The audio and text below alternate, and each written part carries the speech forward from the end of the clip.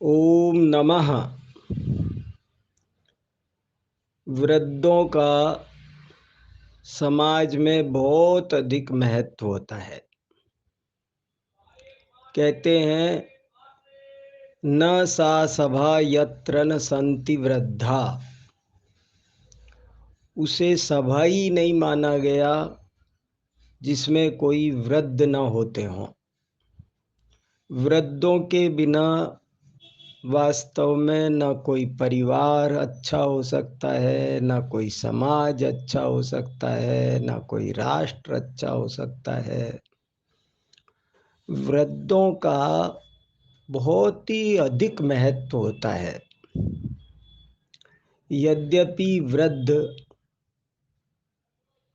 हर तरह से शिथिल होते हैं, उनका शरीर बहुत शिथिल होता है, उनका स्वास्थ्य बहुत शिथिल होता है, और भी कई बातें हैं, लेकिन फिर भी वृद्धों का बहुत अधिक महत्व होता है।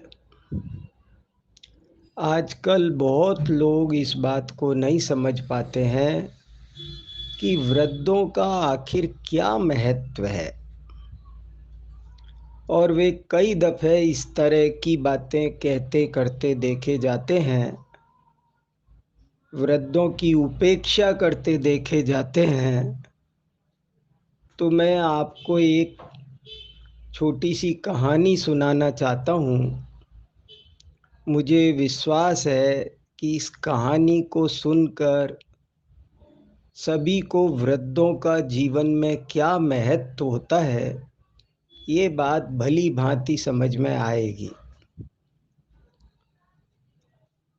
एक बार की बात है कि एक गांव के सभी युवकों ने मिलकर राजा से शिकायत की कि महाराज, हमारे गांव में ये वृद्ध लोग हमको बहुत परेशान करते हैं।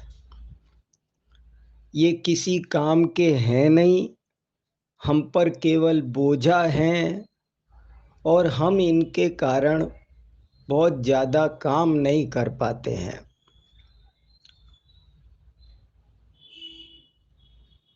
तो इसका कोई समाधान कीजिए।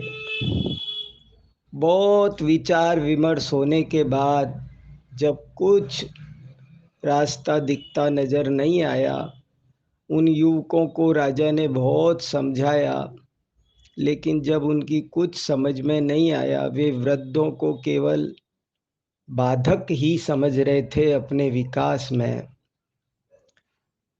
तो राजा ने निर्णय दिया कि चलो एक काम ऐसा करो कि तुम सारे वृद्धों को हमारे यहाँ भेज दो।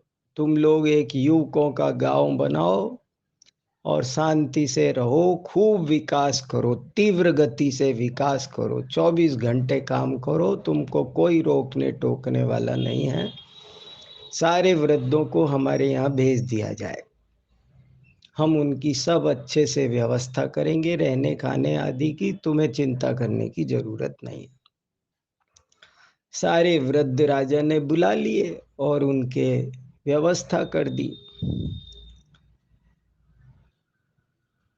इतने में ही उस गांव पर एक दिन कोई ऐसी आपत्ति आई कि उसका कोई समाधान नहीं हो रहा था, और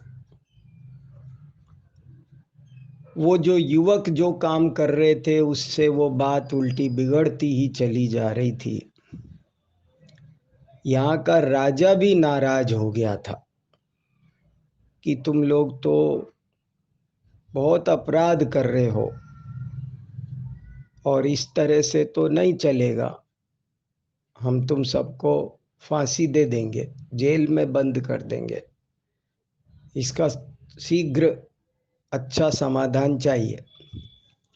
लेकिन नहीं हो रहा था, तो राजा ने कहा कि चलो एक काम करो, तुम लोग एक राख की रस्सी बना कर लाओ,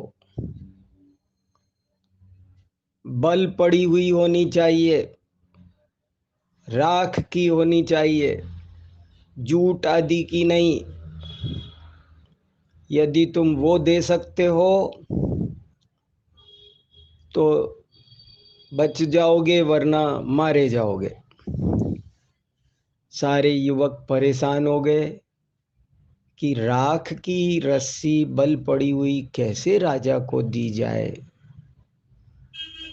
आखिरकार उस गांव में सारे बुजुर्ग तो निकल गए थे उस गांव में से, लेकिन एक पोते ने अपने दादाजी को तलघर में छुपा कर रख लिया था और कहा था कि सब भेज दिए गए, अब हमारे यहाँ कोई नहीं है, और एक वो दादाजी बचे रह गए थे। तो वो पोते ने जाकर दादाजी को बताया कि ऐसी ऐसी समस्या आ गई है, राख की रस्सी मंगाई है राजा ने, बल पड़ी हुई है। तो दादाजी बोले कि ये तो बहुत सरल है, इसमें क्या है, लिख दो राजा को कि हमने बना ली है, रस्सी तैयार है बल पड़ी हुई राख की, वे मंगवा लें, उठवा लें, हमने बना के रख दिया, अब उठवाने की जिम्मेदारी उनकी है। तो राजा के पास समाचार पहुंच गया। समाचार पहुंचते ही राजा ने युवकों से कहा कि लगता है तुम्हारे गांव में अभी कोई वृद्ध आदमी है। तुम तो कह रहे थे कि तुमने सारे वृद्धों को गांव से बाहर निकाल दिया, और लगता है मुझे कि कोई वृद्ध जरूर तुमने छुपा रखा है, क्योंकि ये समस्या का समाधान तुम्हारे बस का नहीं है, कोई वृद्ध ही कर सकता है। आखिरकार खोजबीन करने पर यह भी बात प्रकट हो गई कि वहाँ एक वृद्ध छुपा हुआ है और उसी ने ये समस्या सुलझाई है। और उसने दरअसल, आप समझ गए होंगे कि उस वृद्ध ने एक रस्सी को जलवा दिया, धीरे धीरे मंदी आग से बिछा करके जमीन में। वो रस्सी धीरे धीरे जल गई, और रस्सी जल गई लेकिन उसका बल नहीं गया, बल पड़ी हुई राख की रस्सी दिखाई दे रही थी। राजा को संतोष हो गया, और गांव के युवकों को भी समझ में आ गया कि जीवन में वृद्धों की भूमिका क्या होती है।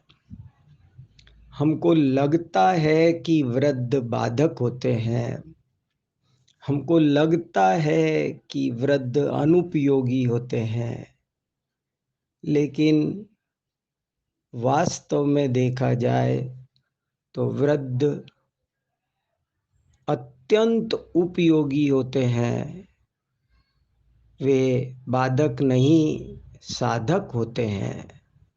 वे समाज के रक्षक होते हैं, संरक्षक होते हैं। उनके होते हुए किसी पर कोई आपत्ति नहीं आ पाती है। उनके पास अनुभव का जो अनमोल खजाना होता है, वो बहुत महत्वपूर्ण होता है। कहते हैं मण भर ज्ञान भी कण भर अनुभव के आगे छोटा होता है। वृद्धों के पास में यही अनुभव होता है जो उन्हें बहुत उपयोगी बनाता है। समाज को वृद्धों का महत्व समझना चाहिए, समझाना चाहिए। बच्चों को पाठशाला में से ही पढ़ाना चाहिए, युवकों को भी समझना चाहिए जिस परिवार में, समाज में, समिति में वृद्ध होते हैं, वो बहुत उन्नति करती है, निसंदेह करती है। ये बात केवल व्यावहारिकता की नहीं है, बल्कि ये बहुत वैज्ञानिक है, बहुत ठोस है और बहुत समझने योग्य और अपनाने योग्य है।